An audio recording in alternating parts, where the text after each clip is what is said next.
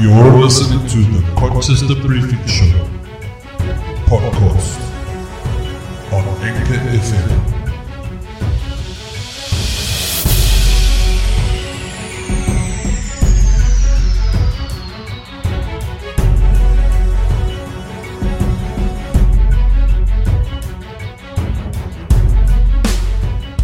Alrighty. Welcome back to another edition of the Colchester Briefing Podcast.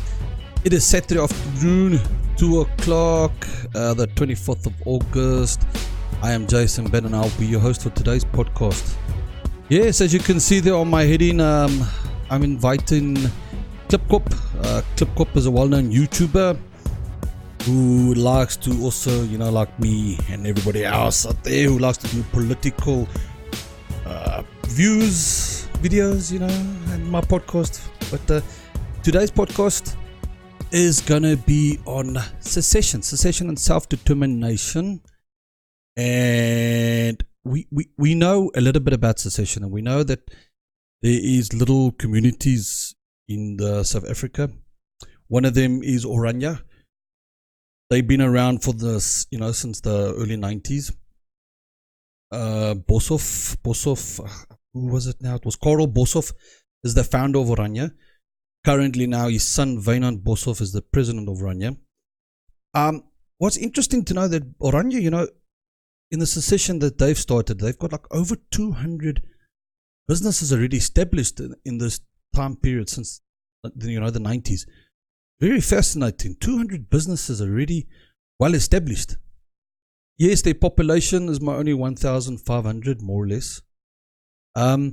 Just quickly, this is just something I want to read up on secession. What secession really means to us. And I've got something here. Secession is, by definition, a process of withdrawal whereby a smaller group chooses to abandon centralized government administration by claiming independence, sovereignty, and self-determination. Questions outweigh answers in the secession debate purely due to the hypothetical nature of possible outcomes.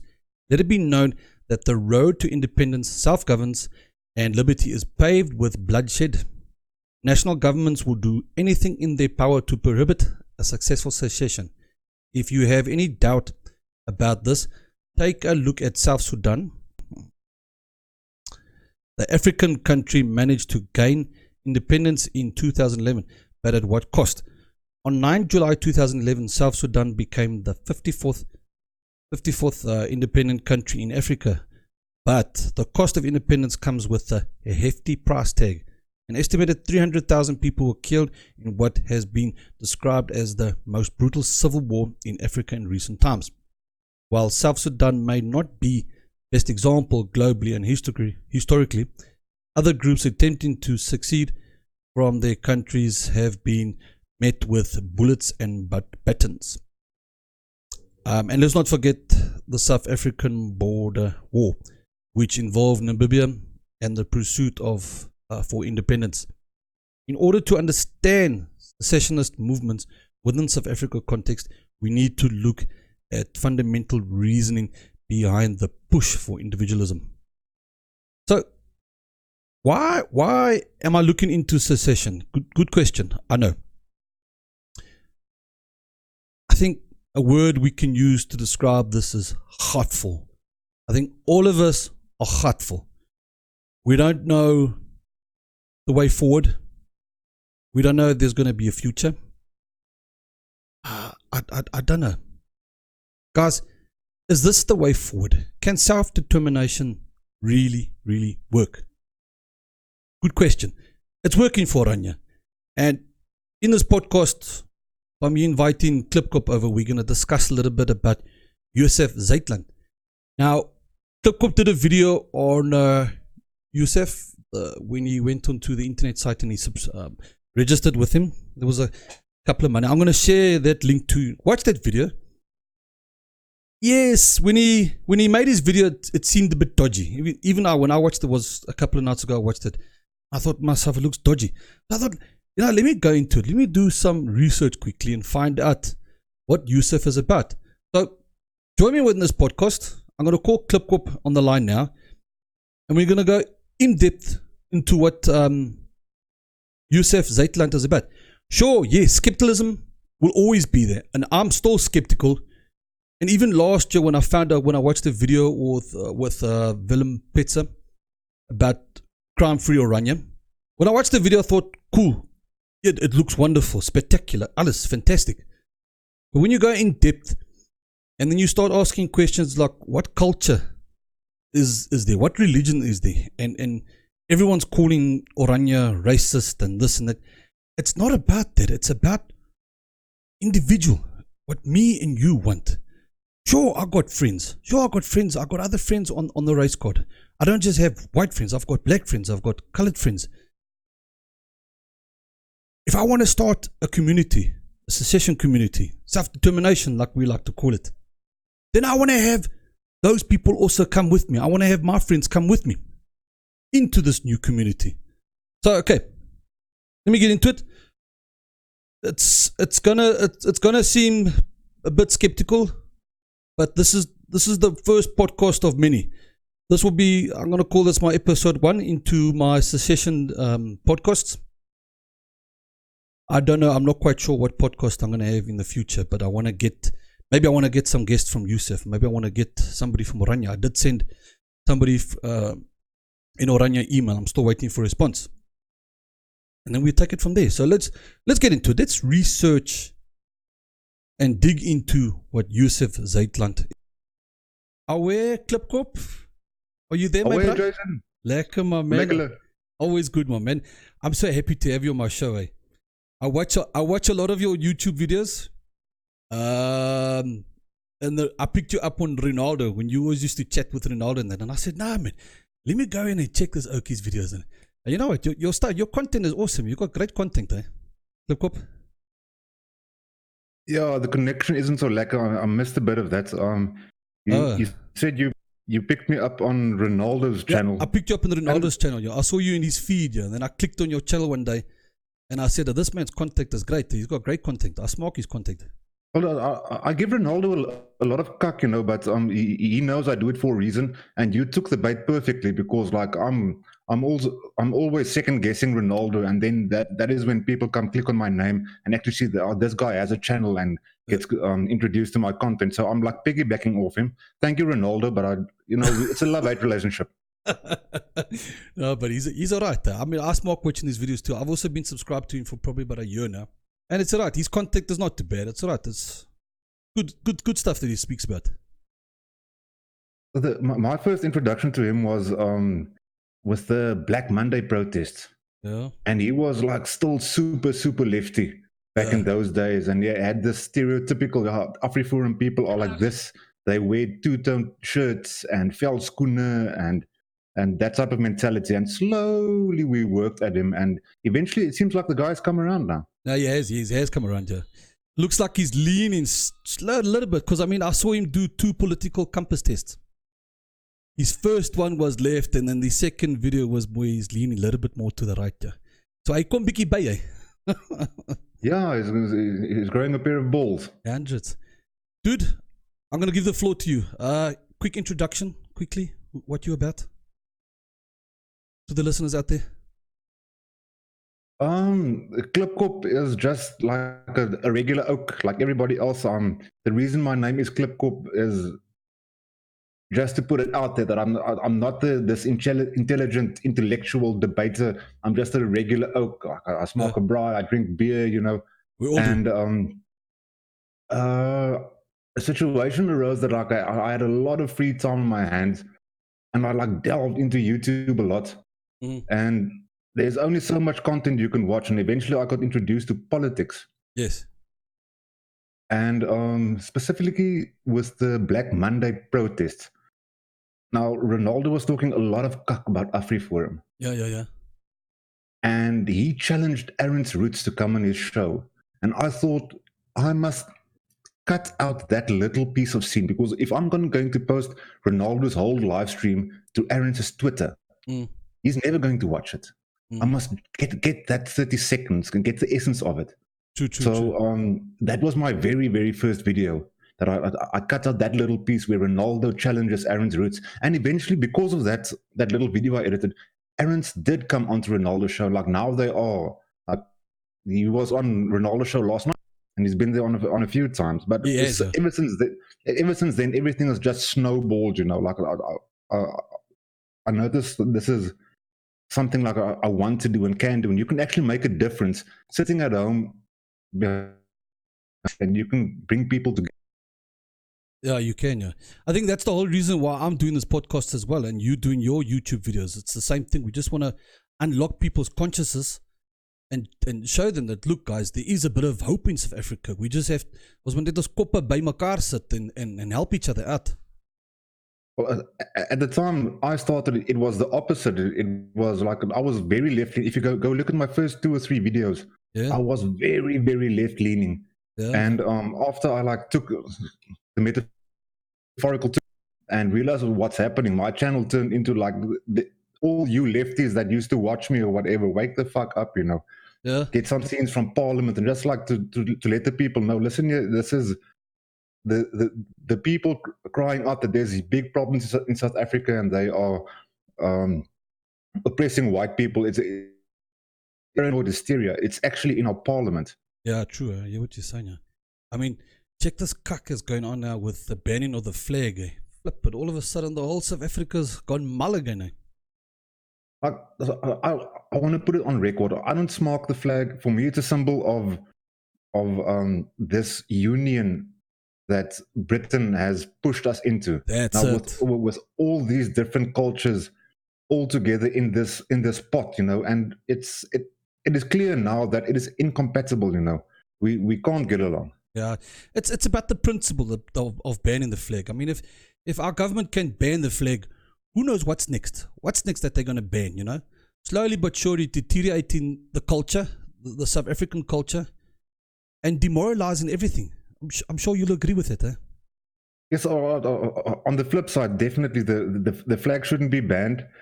They use the word gratuitous display now. Like it depends on how you interpret the word, because that is definitely open for debate. It seems like the Nelson Mandela Foundation thinks that Twitter asking an academic question does count as gratuitous.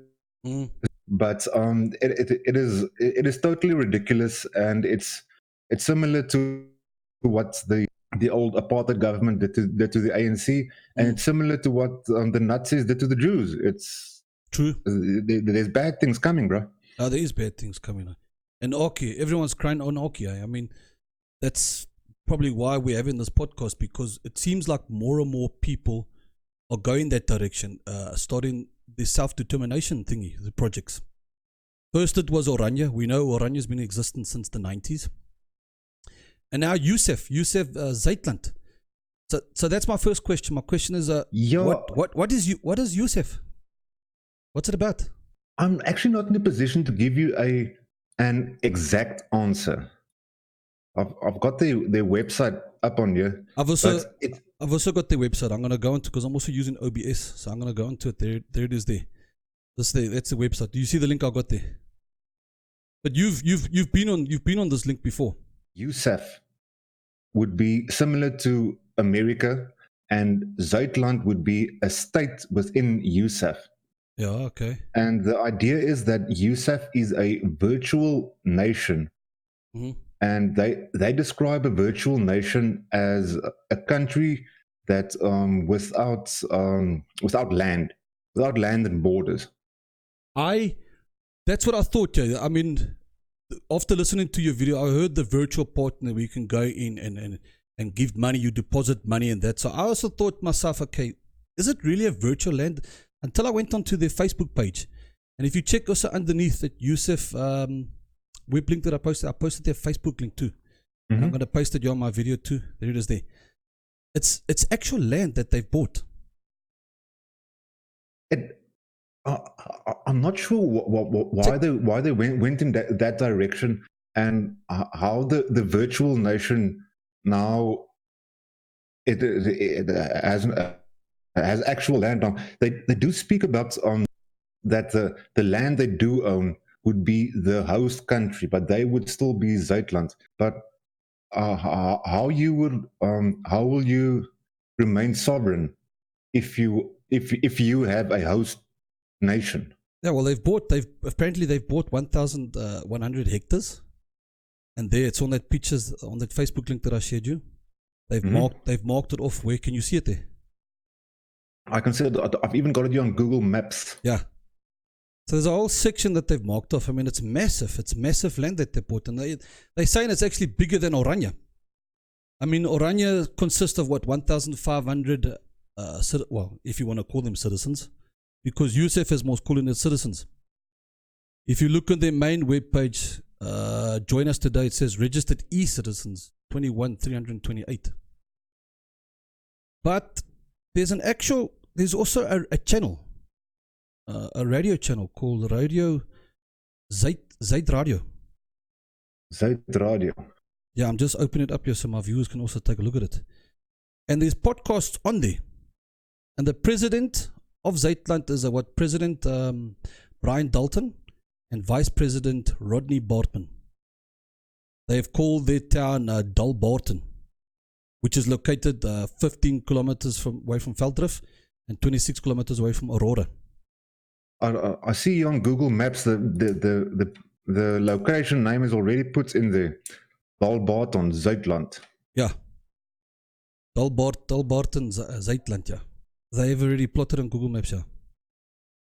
Interesting, eh? Now, this land is already... Now, if you listen to the podcast, I mean, the links is there. It's all provided. You must go into... Let me just go into that podcast, yeah. Yeah, it's this one, yeah, that I'm showing you on the screen. It's Q&A, Brian Dalton and Rodney Barton on land purchase. They've purchased the land in this week. Clearance is given. The land is bought. They've even got camping sites. There's a camping site on that land that's been purchased now. So people can come down, bring their tents, camp up, and then check what it's about. And check what this whole USAF is about. Interesting. What it's like, because I'm looking at the Google Maps aerial footage now, yeah. And it is very dry, like from the area, so I know it's very dry, and it's not going to be a breeze. We're just going to move in, and then everything's hunky dory. A lot of infrastructure needs to be built. Yeah. You also say that they have purchased the land. They have not purchased the land. They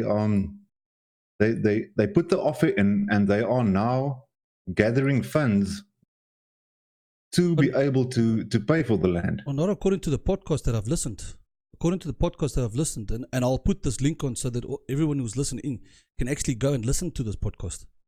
Okay. They've confirmed they've actually purchased this land. This land is available.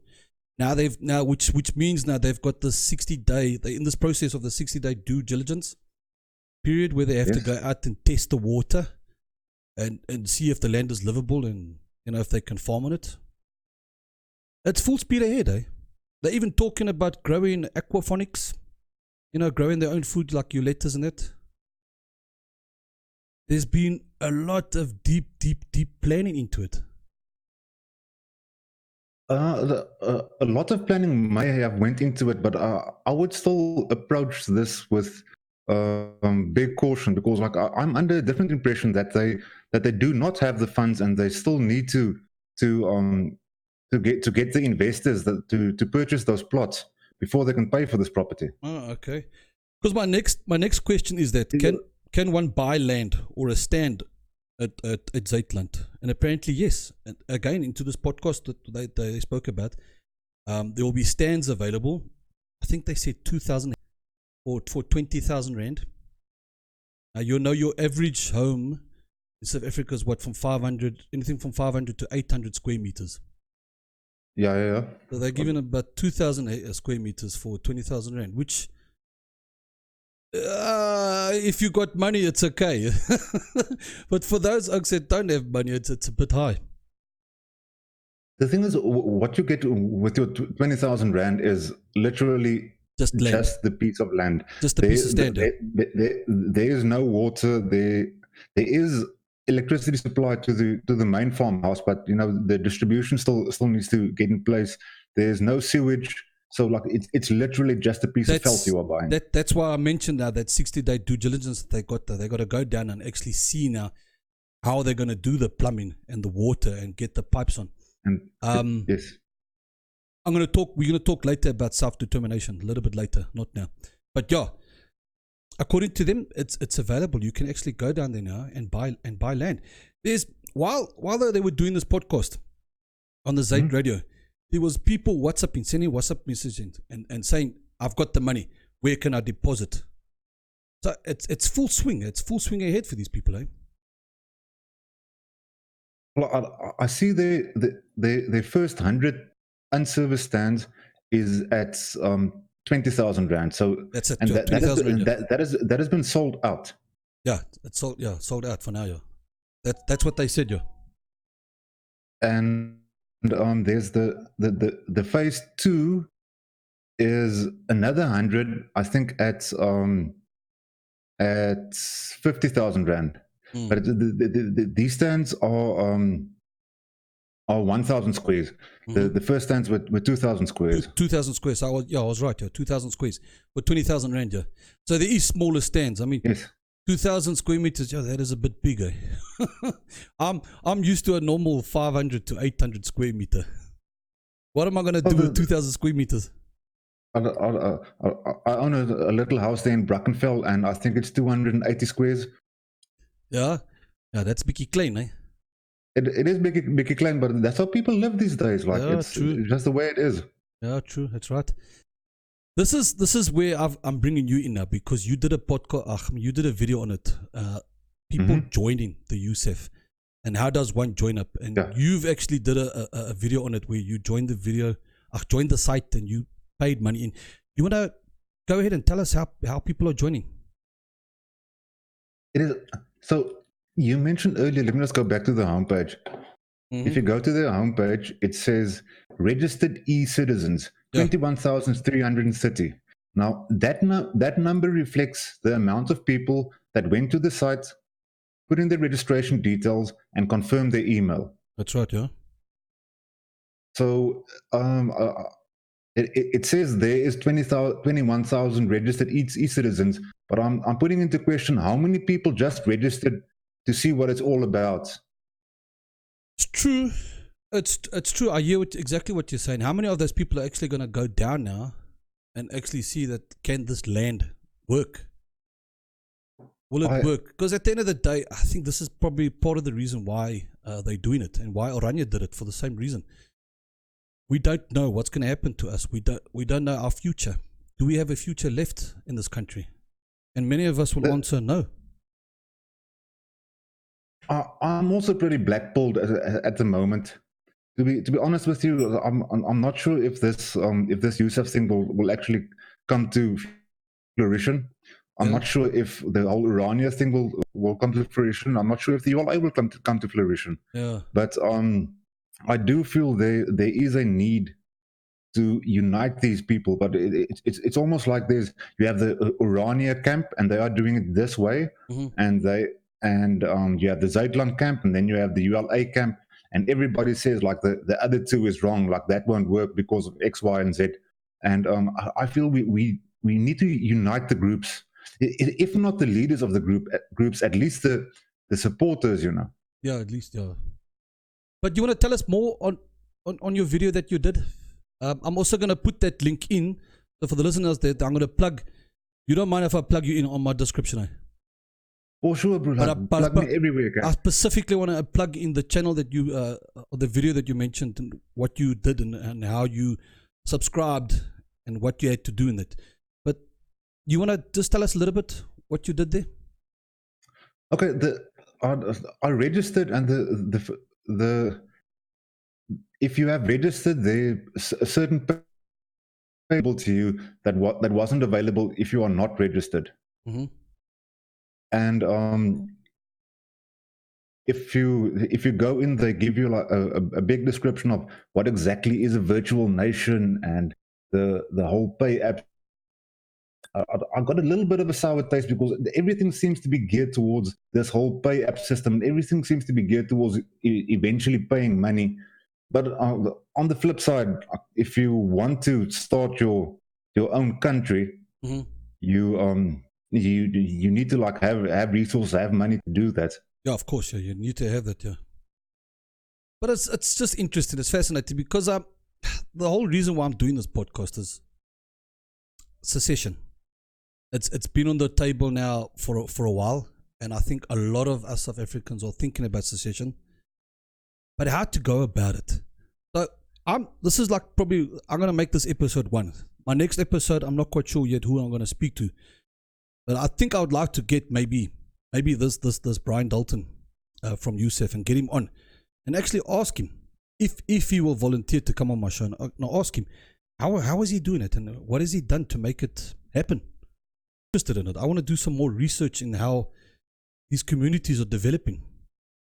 I've sent Orania recently an email. I'm waiting for them to respond back to me. If I can get anybody from the media side, if they can just have an interview with me and just to go into depth on how did they actually start Orania up.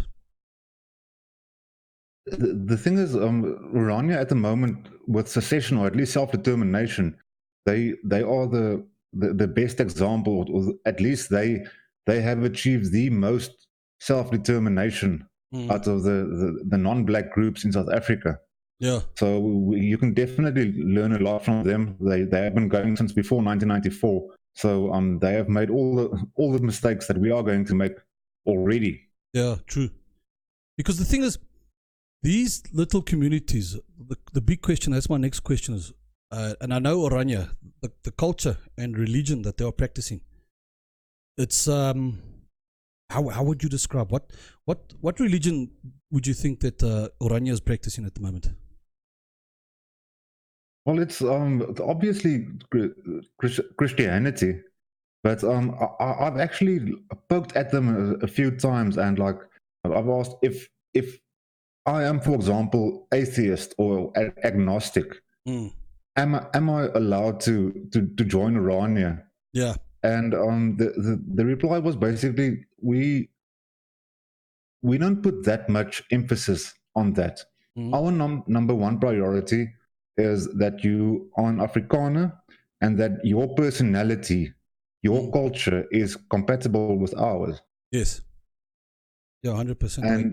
And going to church 4 times a week it is not that high up on the list of having compatible cultures. Once a week is actually enough. Not 4 times a week. But it's an important question, that because not a lot of us South Africans out there are that Christian like. So we basically want to go into a community where we can do our own thing. That is the whole thing. If you want to create a community like it, you must sit back and think to yourself, how many people do you want to involve? Do you want to involve all the non-black groups? Do you want to involve like only your particular group, like the Afrikaans speaking Afrikaners, or do you want to involve like all Afrikaans speakers, or do you want to involve the Anglo-Afrikaner as well? So the broader your reach, the bigger your movement will be.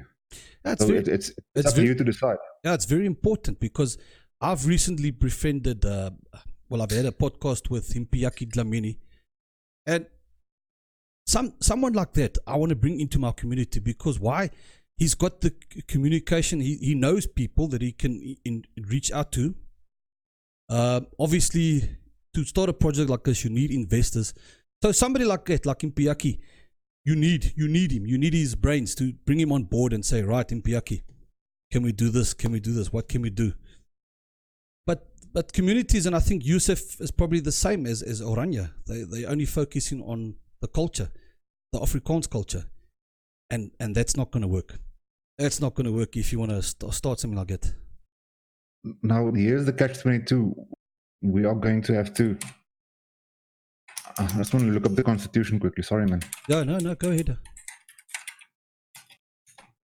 So I can give you like the real deal. Okay.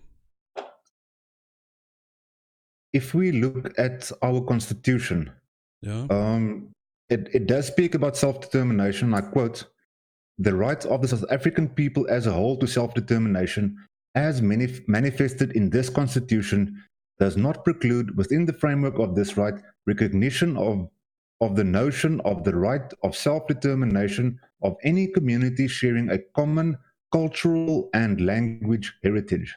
Mm. Now, those are the keywords: common cultural and language heritage. So, like, I know what type of people I want in my community. It won't necessarily be common cultural or language heritage. It would be people that rejects communism, basically. Yes. So I don't know how to found. But then again, on the flip side, even with Section 235 in the Constitution, Mm. it states within a territorial entity in the Republic or in any other way determined by national legislation. Now, that determined by national legislation is basically what is blocking us, because this has to go before Parliament and the majority has to give it the thumbs up. Mm. And there's not a chance in hell the majority will give us the thumbs up to have our own little communities. They're just going to scream, this is apartheid, racist. Yeah, no, that's the scary part, and we don't want that. I mean, my last question is, can self-determination really work in South Africa? It must. I mean, we all know what self-determination stands for. You know, determination, the process by which a country determines its own statehood and forms its own government. Yes, Yeah. the only way I can see we achieve real self-determination, especially the people in the western side of the country, it is going to have to be bloody. There's going to have to be international outcry, and it's not going to happen without the aid of people like America or Australia, etc., etc. And there will be bloodshed. Things are going to get nasty because the other side will scream racism and they will scream segregation. Yeah, I know, that's the scary part, and we don't want to read that way, go that way. I mean, Zuidland, they've got their own coin. There's a photo that I shared you, and with certificate, they're going full steam ahead. I'm going to do more research into it. Like I said, this is probably my first episode. You shared me a link here. Land that's available in Aurora. I just want to hook it up here. I think that is the one they put in. Check at that, 10 million 600, Yeah, 10 million.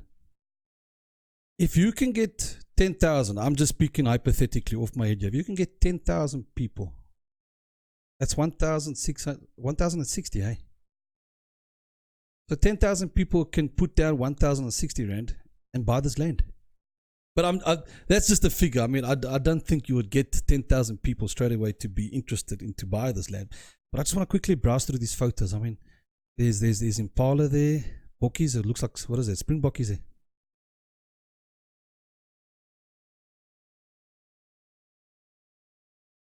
That's it. Yeah. But just looking at this link that you shared me, I'm looking at these photos. Wow, it's beautiful. You can actually, there's some camping there. There's a hall there.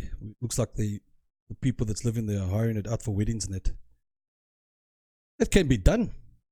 I think it can be done. I think if people, yeah. Facebook page. Yeah. There was a question asked. Just a quick question. Any way to see if we were successful in purchasing a stand in phase 1? So it would seem to me that like if you have already paid for your stand, there hasn't been like proper communication. If your stand purchase was successful. And Rodney Bartman replied, stats are that if everyone pays. Somebody also asked, sorry man. No, go ahead. Somebody asked another question. Yeah. Fuck. Don't worry, I'll edit this out. I fucked that one up, bro. Anyway, I'm going to quote Rodney Bartman on the USAF Facebook page. Yeah. He said, if your ID did not... I fucked it up again. Rodney Bartman quoted on the Facebook page says, stats that if everyone pays for their stands, we can purchase part 1 of the 2 parts of the farm. So there is 2 parts of the farm. And if I go look on the Google Maps, Where they drop the pin, the farm is like sort of rectangular with a dent on the side. There's a road running through the top. Now, all the infrastructure, for example, I can physically see the crop circles here. The agricultural land is on the north side, and they drop the Zuidland pin on the south side. I speak under correction, but it seems like they want to purchase the one half, which is, to me, it looks like undeveloped. So there is nothing there. All of the infrastructure is built on the north side. Yeah, they said they got a little office there. There's an office there. And sometime in this week, they're going to go down. So they're inviting people to go down, go into the camping site, and then go and speak to them and ask questions. So it's definitely happening. USAF Zuidland, it's happening. I would love to have someone actually visit there and like take photos and videos, etc., just to give us their experience. They said it's going to happen soon on their Facebook, on that Facebook page that you're on. I'm also going to plug in the link so that people that are listening can actually go onto this Facebook page and check it out. Soon they're going to post pictures, because I'm just like you. I'm curious too. I want to see what the landscaping looks like. Well, from the satellite image, it looks very bushy and dry, you know. Yeah, but check how close it is to the sea. It's like 30 k's from. I think. What do you think? About 30 k's away from the sea. Let me see. Do I have a ruler here on my Google Maps? About 30 k's. So if you plug up a little town there, get your hardware store in and a little grocery shop, and you create a little town, your house. Weekends, when you're off, climb in your car, go down, obviously a petrol station. So it's like Orania, you won't be 100%, you know, what's the word I'm looking for? Sustainable, if that's the right word I can use. Sufficient? Self-sufficient. Self-sufficient, yeah, sufficient. You won't be 100%, so you still have to get your petrol in from inland and your groceries. Yes, obviously. Obviously.